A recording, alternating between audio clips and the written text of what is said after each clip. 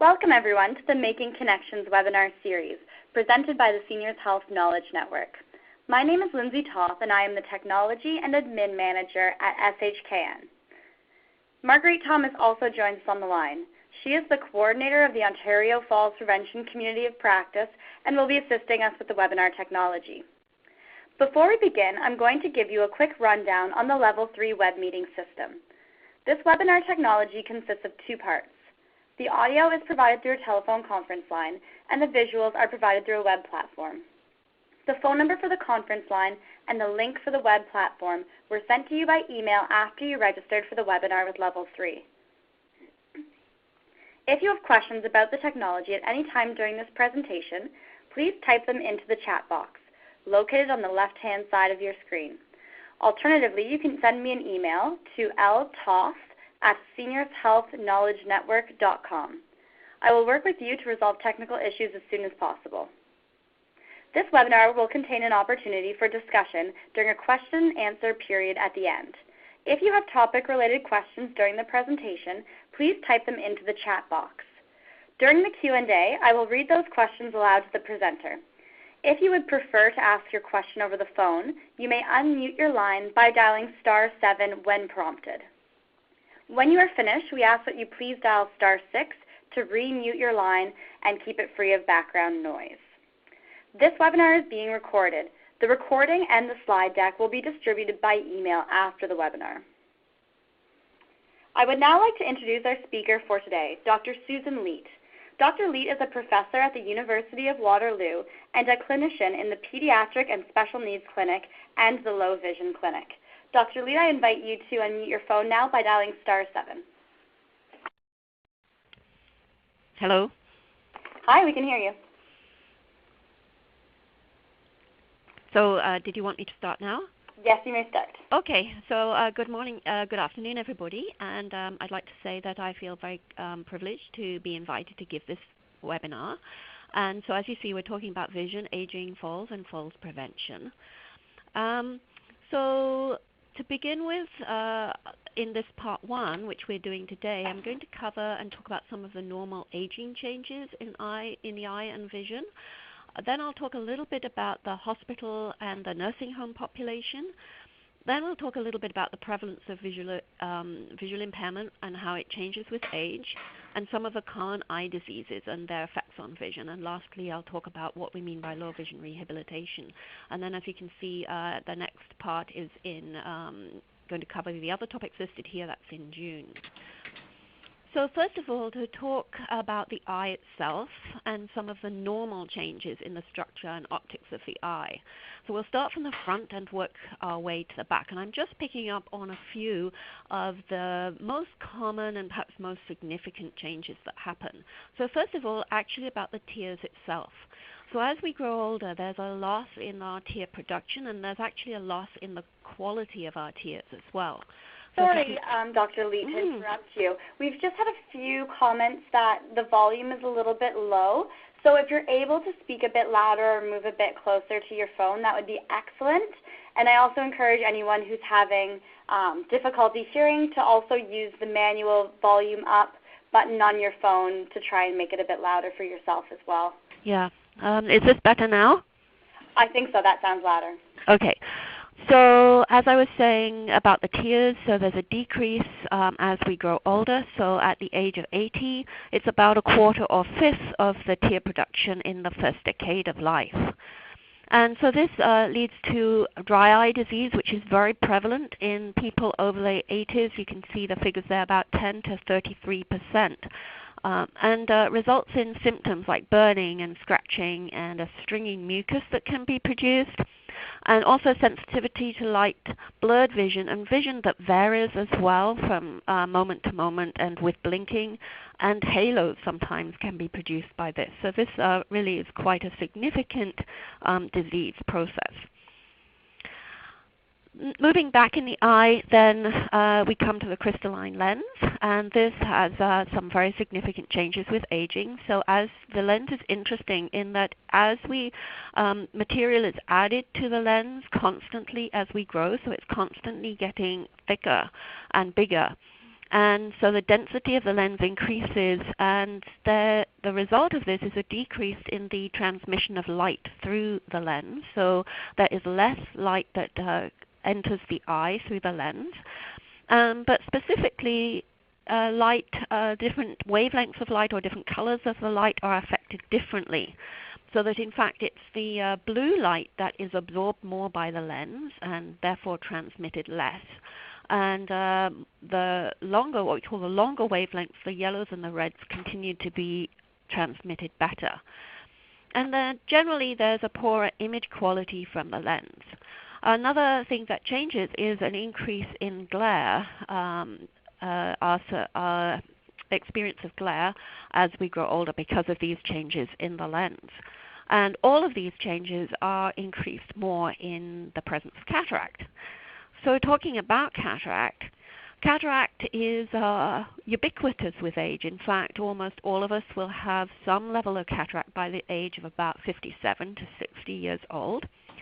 And this means that there is even less light transmitted by the lens. So there's opacities that develop in the lens, resulting in a decrease in our visual acuity and what we call our contrast sensitivity, and even more scatter of the light by the lens, resulting in even more glare and even less light reaching the retina.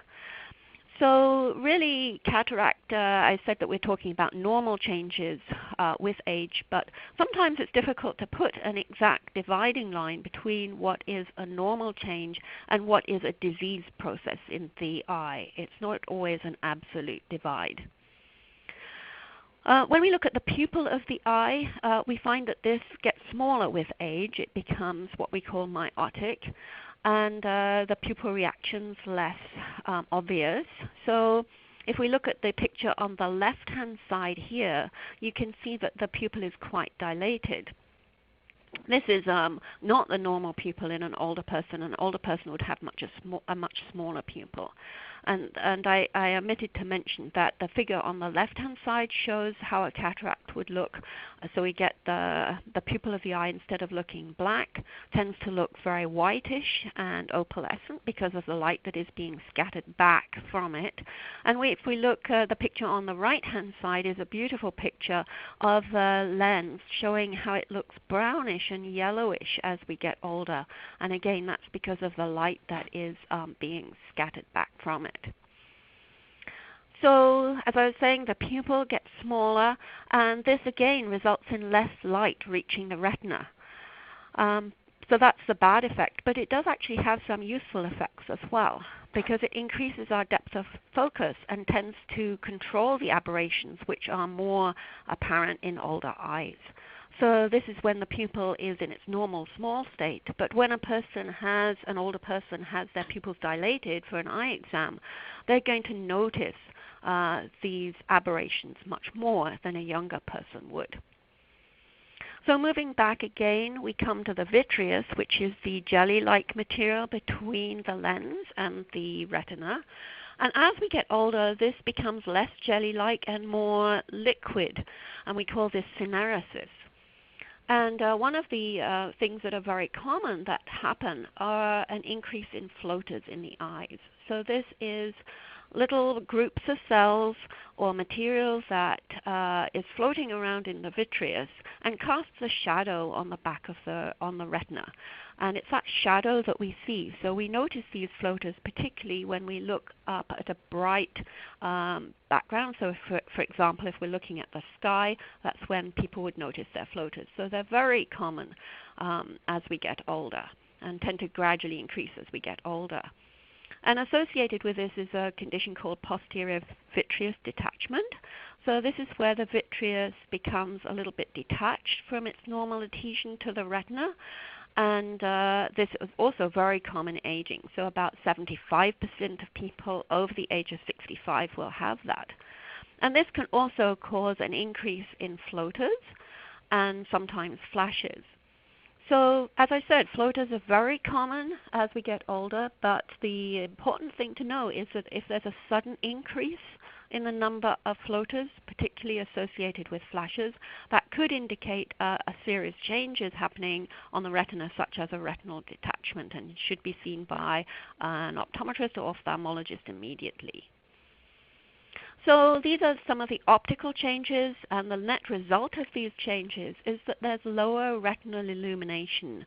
An estimation which goes back quite a long number of years, back to 1961, estimated that the 65-year-old retina receives only a third of the illumination of a 20-year-old retina.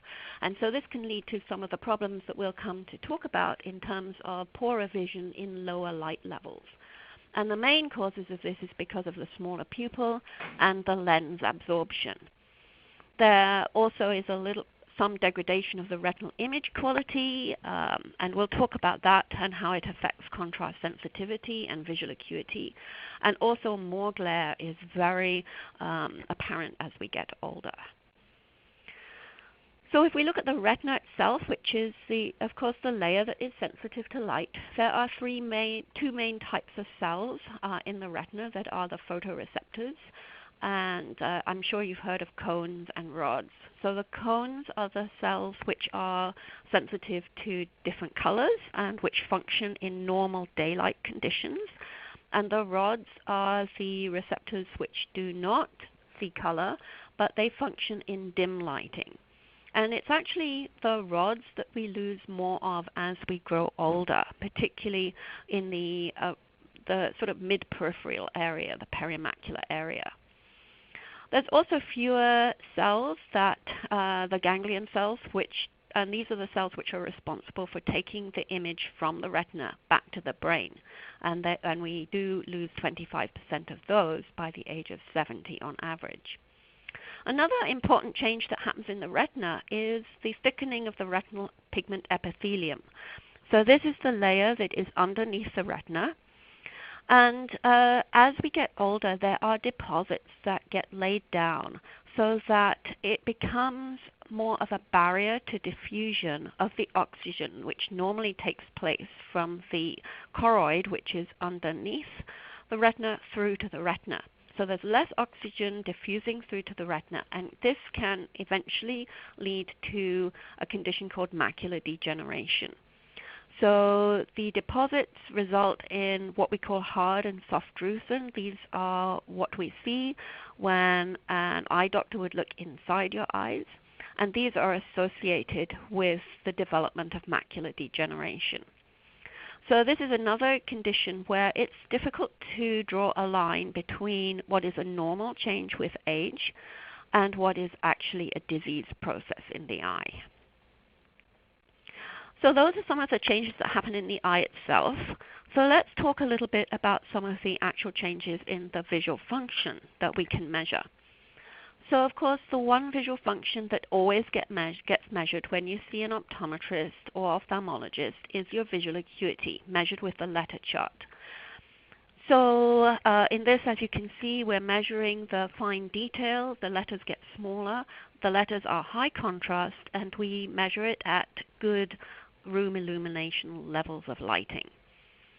So this visual acuity does begin to decrease by about the age of 50, but there's not an enormous change. So many people will retain very good visual acuity into old age. On average, it's about 2 times poorer by the time we get to age 90. Now that might sound a lot, but I think you'll come to see that that is less of a change than many of the other visual functions that we're going to talk about. So as I said, this is for high contrast, high illumination function. Another aspect that is not measured quite so regularly when you have an eye exam is contrast sensitivity. And as you can see from the charts on the right-hand side, here we have letters stay the same size, but the contrast decreases as you read down the letter chart, and we're measuring the minimum contrast that you need to be able to read the letters. Now, at daylight levels of vision, what we find is that there are losses of contrast sensitivity for small letters or small targets, such as the top chart on the right-hand side. But in lower levels of lighting, we find that we get losses for larger targets. And the losses for smaller targets in daylight levels are thought to be due to the optical changes in the eye. But the changes that happen in lower light levels for larger targets are thought to be neural changes, which are actually harder to deal with.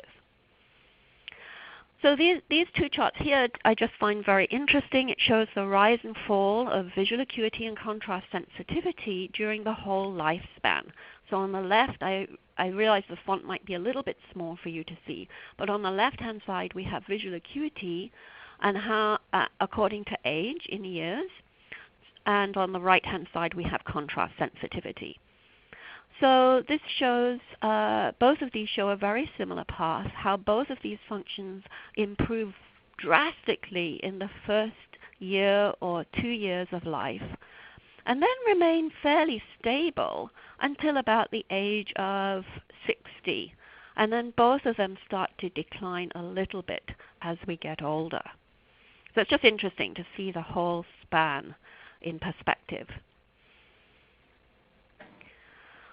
Another thing that aspect of vision that is often measured in an eye exam is the visual fields.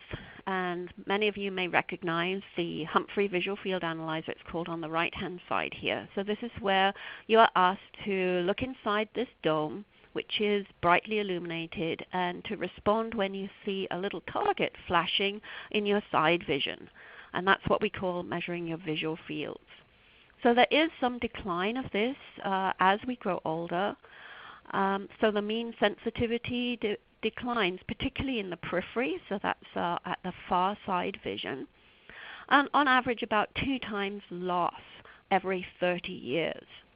And the picture on the bottom here just shows somebody who has a whole side of their visual field is lost. So they've lost the right-hand side of the visual field, they've still got the left-hand side of their visual field, probably as a result of a stroke.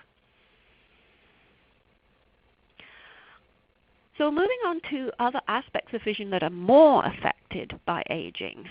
If we measure visual acuity for low contrast targets instead of high contrast letters, such as, then we find much more effect with aging. So for low contrast visual acuity, we find, as I show here on the left-hand side, it's about 4 times worse by the time we get to our 90s. But if we measure low contrast visual acuity in low levels of lighting, as I've demonstrated on the right-hand side, it's 6 times worse by the time we get to our 90s. So we're beginning to see much more dramatic losses of vision in these more unusually measured functions. What about color vision? So this changes with age, largely due to the changes that I've already described that happen in the lens. So as the lens is absorbing more of the blue light, so less of the blue light is reaching the retina, we actually perceive less blue light in what we see. And this is illustrated by some paintings by Monet, who did have cataracts in the later years of his life. So the figure on the top right, so I'll just see if I can get my arrow working here. Okay, so the figure on the top right here, we see this was painted when he was in his early 60s approximately. And you can see that there's quite a lot of blue and green in this picture. Then a little bit later, he's now painting the same scene, but less blue and less green, and more oranges are showing up in his rendition. And then another decade later, you can see that there's hardly any blue or green. He's not seeing those colors, and so he's tending not to put them into his painting. And of course, also you can see how his vision is getting more blurry, which might be due to his cataracts, although there is some discussion about whether that's a development of his impressionist technique. So these changes in our color vision are mainly due to the cataracts that are forming.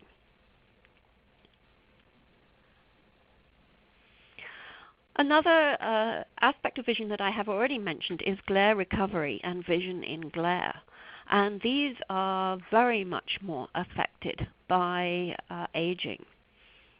So what do we mean by that? So If we, you're all aware of driving with glare when you're trying to drive into the sun, and that's a glary situation, or you've got bright lights being reflected off a wet pavement.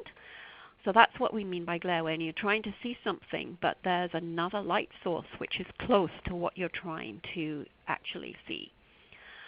So we can measure this in the clinic by measuring something like visual acuity, as you can see in these pictures here, and with a glare source added close by the target or the letters that you're trying to read. So the top figure here illustrates how that might be for a younger person who is not suffering very much from glare. The addition of the extra light really doesn't make very much difference to their visual acuity. But on the lower left here we have a representation of that same chart as seen by somebody who might have, for example, early cataract. And so this is the pictures that what they would see without the glare source. And then on the lower right, we see how much worse their vision would be when we add the glare source, and how it really deteriorates their vision even more. So we can measure glare or vision in glare as the difference between the person's visual acuity without the glare source and then with the glare source. So that's what's called vision in glare. And then we can also measure glare recovery, which is when we turn this glare source off, what happens is it takes a while, a few seconds or minutes, for the vision to recover to the same sensitivity as before the glare source was introduced. So that's called glare recovery. And we find that these aspects of vision are very affected by aging. So in our 90s, on average, about 15 times poorer in glare recovery and 18 times poorer in vision measured in the presence of glare. Dark adaptation is another thing that is very much affected by aging. So you all know the experience when you go to the cinema, you buy your popcorn, and then you go into the dark cinema if the movie has already started, and how, to begin with, you can't see anything, and you have to stand there for a while and wait for your vision to adapt or to become more. In fact, what's happening is your vision is becoming more sensitive. And so this, for older people, this process takes much longer, but also once they have adapted to the darker lighting, they are not nearly as sensitive. So they are about 1,000 times less sensitive in dim lighting than younger adults are. So that is obviously a very large change with aging. So those are some of the basic measurements of vision. We can also look at some what are called higher order visual tasks, and there are many of these that we can measure. I've just listed a few here. So if we look at motion perception or various more complex visual tasks or reaction time, we find that those are all quite significantly also affected by aging. I'm going to talk about this last one here called decreased visual attention. So this again is affected by aging. So what do we mean by visual attention? Well, I described to you how we measure clinical visual fields, where a person is asked to look inside a bowl and to respond to a single spot of light against a light background. But that's not perhaps very representative of everyday life, where we are having to detect things in a cluttered environment, in a busy environment, and where we have to actually multitask. We have to be aware of more than one thing at a time. So what's called the useful field of view or useful field of vision or attentional visual fields tries to capture that. So it tries to be more relevant to our everyday tasks. So in this type of a test, what a person is asked to do is to look in the central box, and then they're asked to detect perhaps a triangle or a target amongst a variety of other distracted targets, as we call them. And so basically we're measuring their ability to detect something in the midst of a cluttered environment. Another aspect of this test is, as I said, multitasking. So the person may be asked to look in the center here, and they may be asked to say whether something about this target in the center, and then say where the peripheral target is, the direction of the peripheral target. So this is obviously a test of multitasking. So I'm going to try to give a demonstration of these. So the first one here is going to be like this. So what I'm going to ask you to do is to look in the center of this box here, and then either you're going to see a circle in the middle of the box or not, and then you're going to see the triangle somewhere. So if you're ready, look in the middle of the box. So the question is, was the central target present or absent? It was present. And where was the triangle? And it was to the upper left direction. So I don't know how difficult you found that, but older adults actually find that very much harder than younger adults and will make far more errors. But then we can make it more difficult. So this time, you're going to be asked to say whether the central target is present or absent, and then to say where the triangle is, the direction of the triangle. But it's going to be mixed up in these distractors. So if we're ready, we'll go with this. So look at the central box. So was the central circle present or absent? It was absent that time. And where was the triangle? It was actually down the bottom here that particular time. So again, older adults have a lot more difficulty with this type of task than younger adults do. And lastly, another aspect of visual function that we can look at is face recognition. This is obviously very important in our everyday life. So one study that has looked at this measured it in terms of the distance at which we can recognize a face and the expression of their face. And so they measured it in terms of the minimum distance or maximum distance at which a person could do that. And so at the age of 64 to 78, it was about 8 meters was the distance at which they could recognize these faces, and these were normal-sized faces. But by 85 years old or older, it had reduced to 2 meters. So a person would have to be 2 meters from that person to be able to be recognized. So that's about a 2 times loss, or the face has to be 2 times closer per decade. And I've illustrated it here. And I'm using my own face, not so much because of narcissism, but just because perhaps of laziness. I don't have to worry about getting permission from somebody else.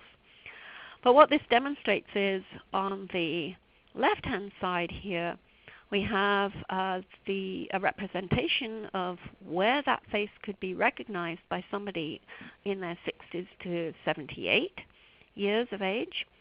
And then the larger one here is how big that face would have to be recognized by somebody who's 85 plus. So you can see a dramatic change there. So this is just to summarize some of these changes that happen with age.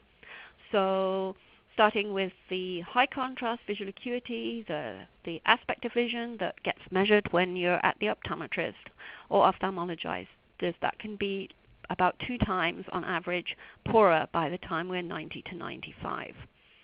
But going down to these other aspects of vision, such as attentional visual field, glare, and aspects of glare, between 12 and 18 times poorer when we're in that age group. So very large changes, but these are not aspects of vision that we routinely measure in an eye exam, but they are there. So what can be done? This all sounds a little bit depressing. Is there anything that can be done about these changes? Well, as far as the optical changes is concerned, there are some things that can be corrected. Obviously, spectacles or contact lens correction. We can think about the use of tints and filters to help with somebody who is experiencing glare. And the types of tints that seem to work well are the yellow and the orange types of tints, which are cutting out the blue light, which is thought to be more responsible for the glare phenomenon. And then obviously if a person has cataract surgery, or there may be other surgeries that are relevant to particular individuals. And another thing that I have not listed here is about the use of lighting.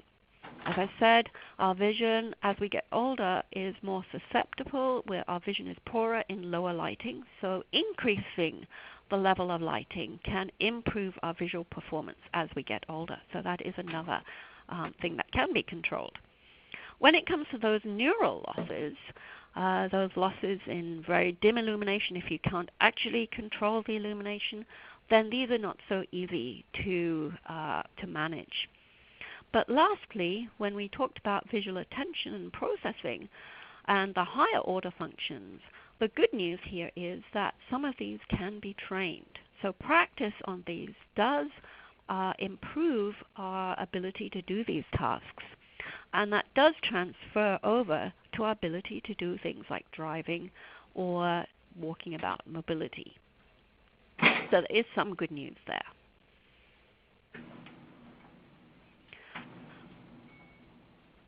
So I'm going to move on to mention a little bit about the nursing home population. I've been talking generally about adults, but if we look at the nursing home population, we find that visual impairment is much more common amongst these people.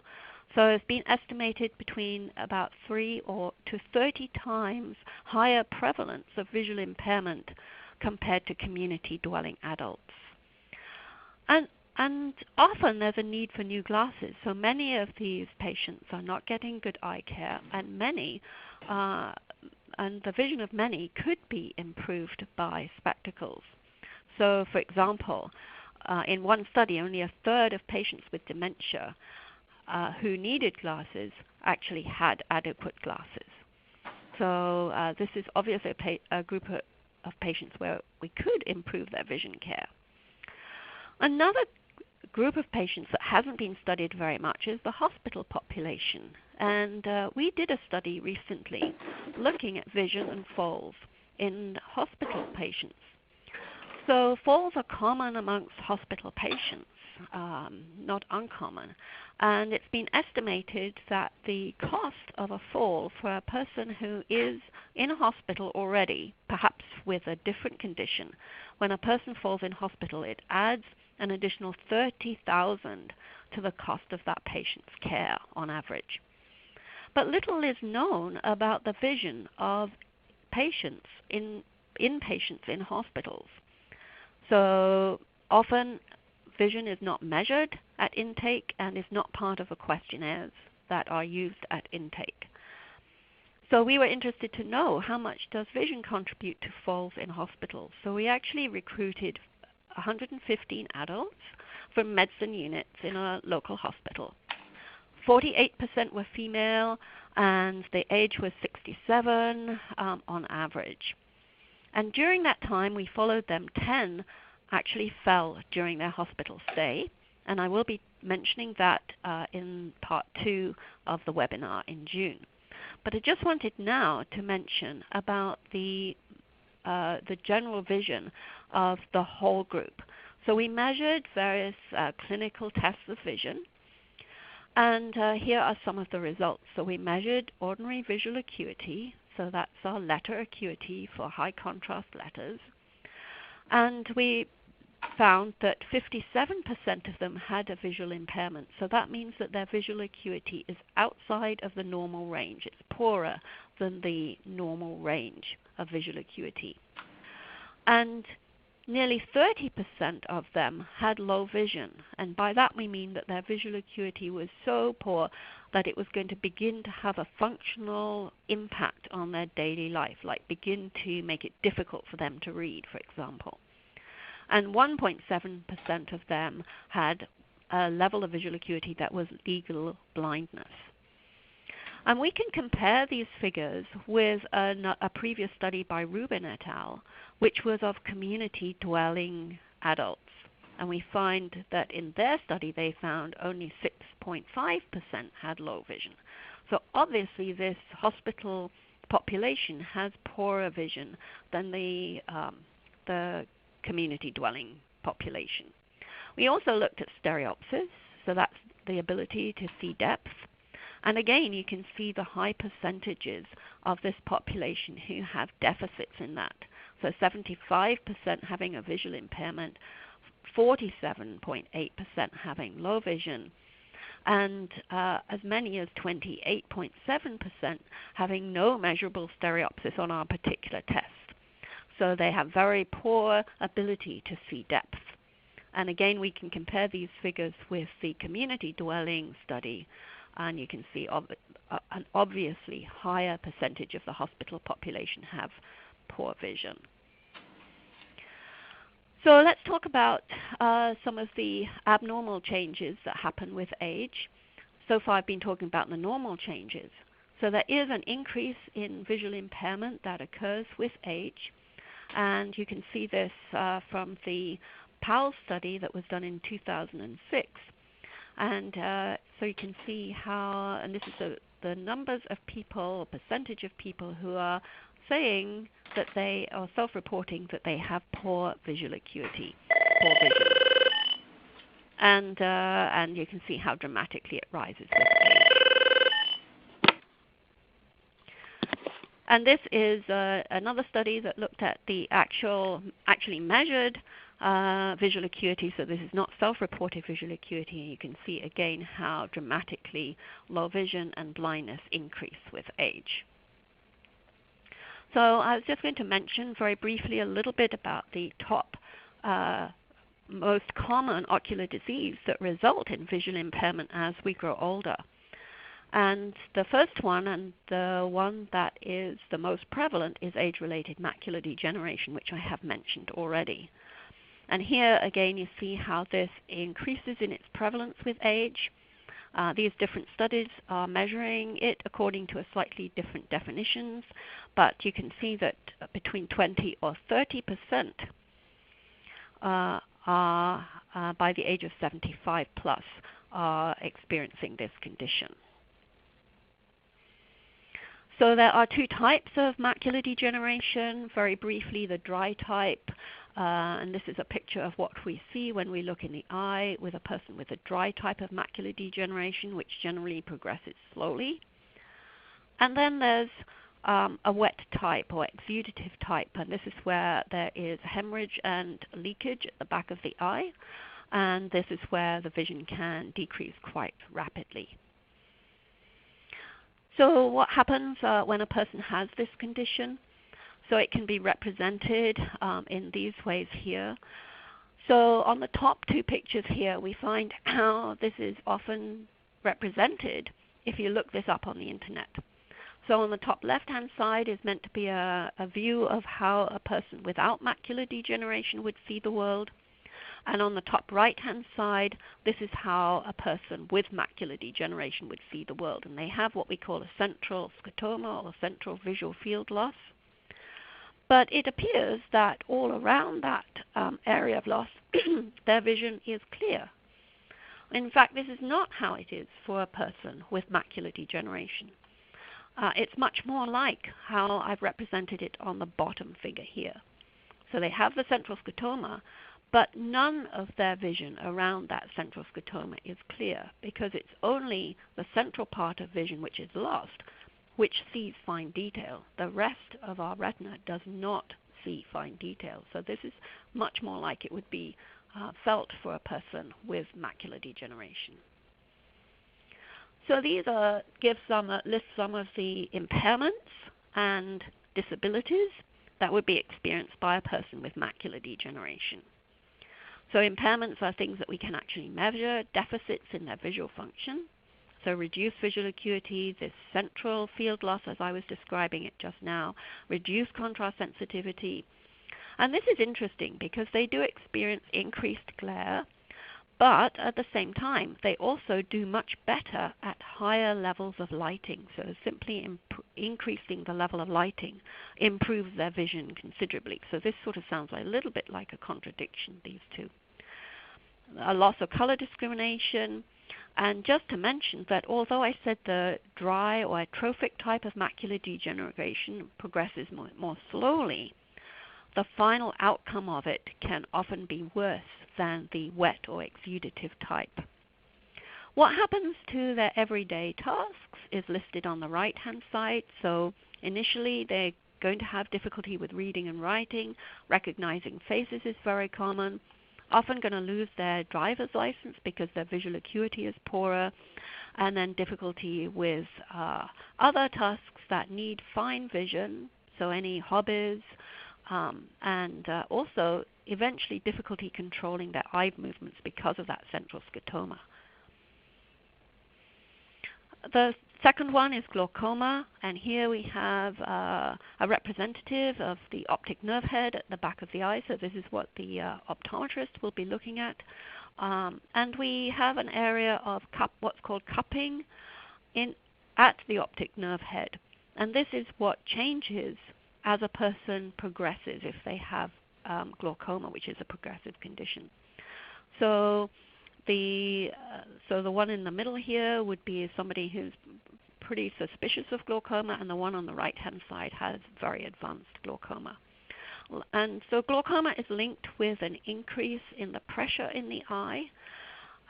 It's a very complicated condition. There is a loss of nerve fibers that are coming from the retina and going back to the brain, and that is why we get this increase of cupping in the optic disc. So this is an area where the optic nerve fibers have been lost. And so it is associated with an increase in pressure, but there are a number of factors that are going on here. And controlling the pressure in the eye is the one thing that we are able to do to control the disease at the moment. So impairments when it comes to glaucoma, first of all, there's a loss of the mid-peripheral part of the visual field. But this is not noticed first by patients, so we call it a silent disease. And this emphasizes the importance for routine eye exams, because until the later stages of the disease, a person is not going to be aware of these losses of sensitivity in their mid-peripheral visual field. And they're demonstrated here in this visual field chart. And these darker, grayer areas show the areas where this person has lost sensitivity. There will be a loss of contrast sensitivity, and eventually it will progress to the point where visual acuity is lost, and then, of course, the person will be aware of the loss in their vision. But that's at the later stages. So what are the impacts on their everyday life, the disabilities? First of all, well, in the early stages, there are none because the person is not aware of their vision loss. As I said, it's called a silent disease. But as it progresses, the person is likely to have difficulty with mobility, again, loss of their driver's license, difficulty with daily living skills, and eventually difficulty with almost every task. And the third eye disease is diabetic retinopathy. So as I'm sure we are all aware, there's an increase in the prevalence of diabetes. So this shows some of the changes that can happen at the retina of a person with diabetes. We get hemorrhages, we get areas of loss of perfusion, and sometimes and often in the later stages you can get development of new blood vessels occurring. What happens in as far as the impairments are concerned, the vision losses? In this case, there'll be patchy loss of visual field, such as is demonstrated on the left-hand side picture here. Also, loss of visual acuity. People with diabetes often have variable vision, so it can vary from day to day. And often will have difficulty with dark adaptation and night vision, particularly if they've had a treatment for the proliferative form of the disease, which is called pan-retinal photocoagulation. So what is done here is a laser treatment of the peripheral part of the retina, and the purpose of that is to improve the blood circulation to the central part of the retina. But the result is that that person is going to have difficulty with night vision and with their peripheral fields. Their disabilities, they're going to also have difficulty with reading and writing and difficulty in dim lighting at night, particularly again if they have had the PRP treatment. Likely also to lose their driver's license. And then a task, of course, which is specific to people with diabetes is the ability to check their blood glucose levels and administer their insulin. And then you can see these other disabilities listed here. So what can be done for people who have not just aging changes, but loss of vision because of these diseases? So we would be looking at low vision rehabilitation. So what we aim to do here is to enable people who have low vision and it's not correctable by glasses or surgery or medical treatment.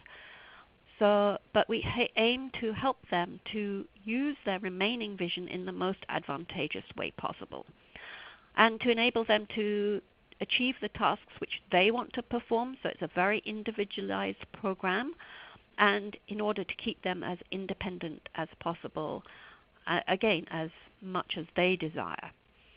So we can do a variety of interventions here. We can change the task, we can provide certain devices, or alternative methods of doing tasks. So I've got some examples here. Oops. So magnification is one of the most commonly used interventions. So here we have some examples of optical magnification that can be provided for people. So specialized strong spectacle lenses, hand magnifiers, stand magnifiers, or a variety of telescopes can be provided. Then nowadays there's a lot of electronic magnification that is available. So on a person's own computer, there's personalization that is available on all modern computers. So we can enlarge the print or can get voice output, for example. iPads or Kindles can give increased size of font. So these are some of the things that are generally available in many of the electronic devices that we use nowadays. But then there are a range of specific devices which are specifically developed for people with low vision. So this is a closed circuit television system. So this is basically a video camera encased in here, which is viewing this task or page on the bottom here, and the image of that is brought up onto a screen from which the person reads. And the magnification on this screen and the contrast on this screen can be changed. So these are very commonly used and have been around for many years now. But one of the newest changes is the development of portable closed-circuit televisions, or CCTVs. So these are about the same size as a hand magnifier or a stand magnifier, but will give a range of magnifications. And again, you've got control of the contrast. And one of the most complex devices now is a head-borne device. This particular one is called the eSight. So in this, there is a video camera which is incorporated here, and that gives rise to a magnified view which is directed directly to the person's eyes. So then we've got a range of tints and filters which can be used to help with people who have glare problems or photophobia.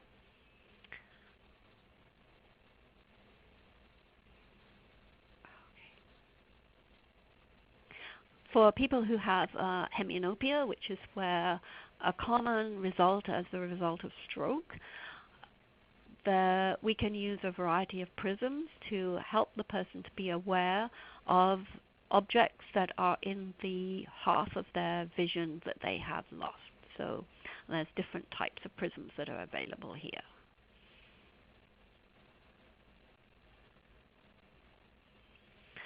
Then there's a range of daily living skills techniques, so large print devices. Many things are available in large print. And on the left-hand side, some specific devices that can be help person when they're cooking or preparing food. Lighting and lighting control can make a lot of difference for people with low vision. So the importance of lighting is that it's directed in the right right onto the task and not into the person's eyes, and the distance of the lighting between the page and the person's eyes is important. Also, the type of lighting can make quite a difference for some people, whether it be tungsten light or fluorescent light, for example. Environmental modifications can also be very helpful. So the top two pictures here show the same stairs going up the stairs or going down the stairs, and you can see how going down the stairs there's a loss of contrast. It's very difficult to see the edges of those steps. And on the bottom here we have an example of how stairs have been marked to make them much more clear and to highlight the edges of the steps and the difference that that can make.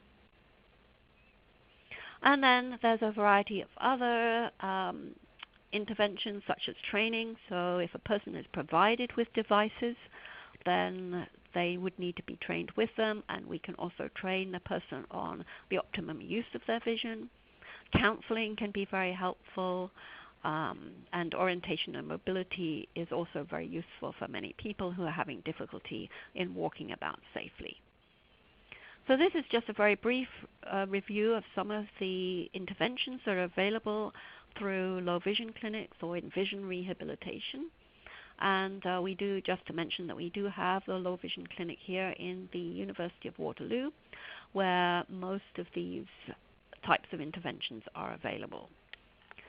So that brings me to the end of my lecture, and I think I am open for questions. Thank you very much, Dr. Leat. Before we get into questions, I do want to mention that we are going to be having a follow-up webinar to this one that's going to extend on some of these topics that we started discussing today. I don't know, Susan, if you would like to give any more information about the content of that webinar? So in that one I'm going to be talking more specifically about the associations between different aspects of vision and falls, and also about some aspects of falls prevention that are related to vision. Those are the main topics of that next one. Excellent. So that next webinar is going to be on June 4th at noon until 1. So that invitation for that will be going out through the Community of Practice distribution list within the next week or so. So keep your eyes out for that. And if you're not a member of the Falls Prevention Community of Practice, I encourage you to go to the Seniors Health Knowledge Network website and sign up to become a member so that you will get that email invitation. So now we're going to move on to some questions. So throughout the presentation, there were some that came in through the chat box. So we'll start there. Linda asks, since blue and green are more difficult to see as a person ages, when producing publications for older adults or seniors, should blue and green print be avoided? So I think that generally speaking, we say that the best print to use is black on white, because that will always give the highest contrast, and it's you want to aim for the highest contrast.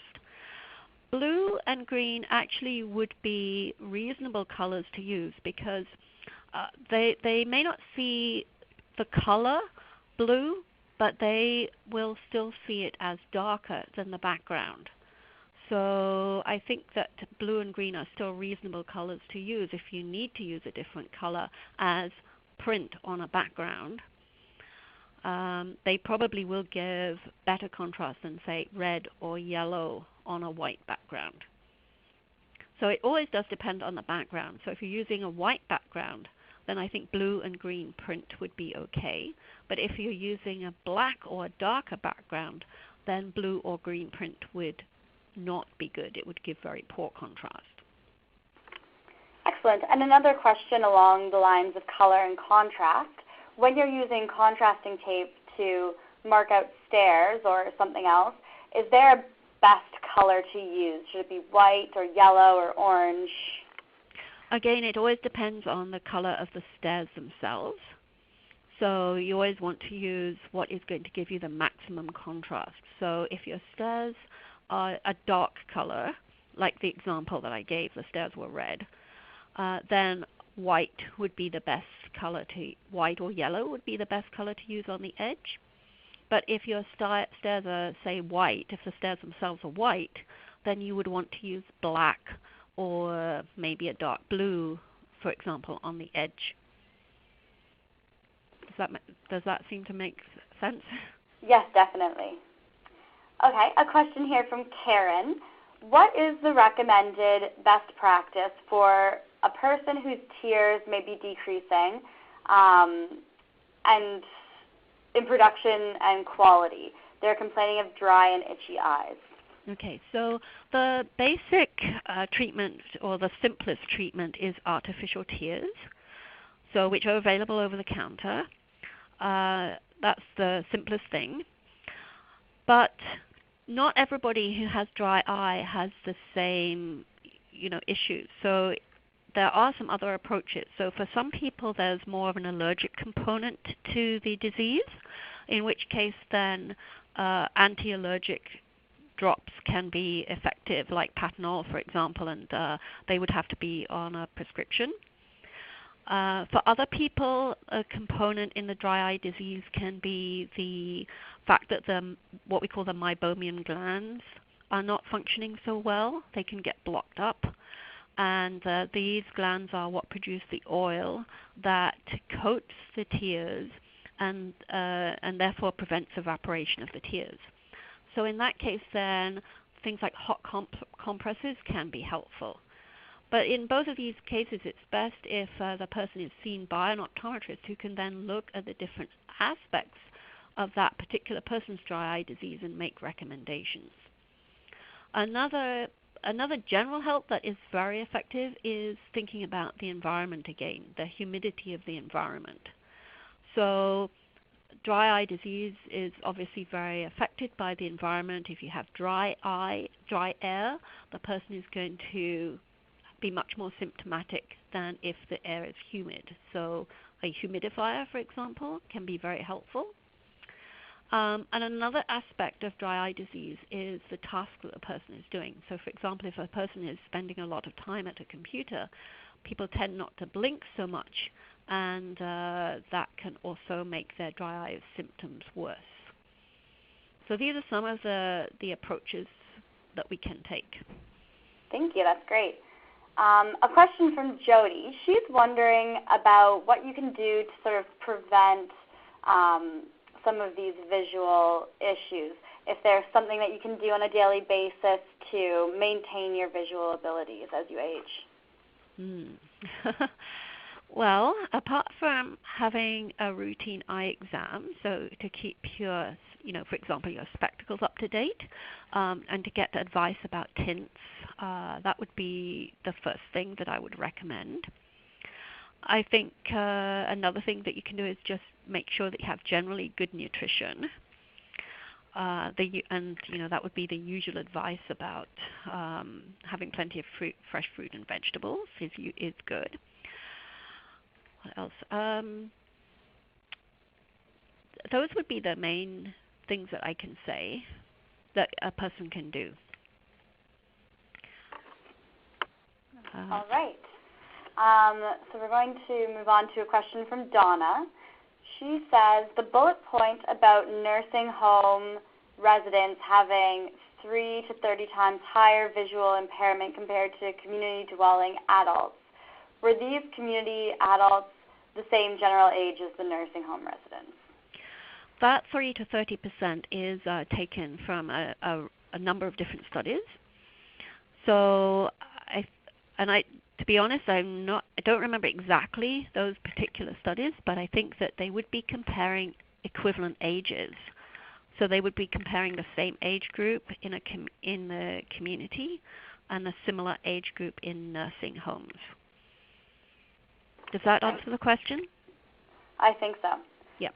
So we have time for one final question, and that's from Terry.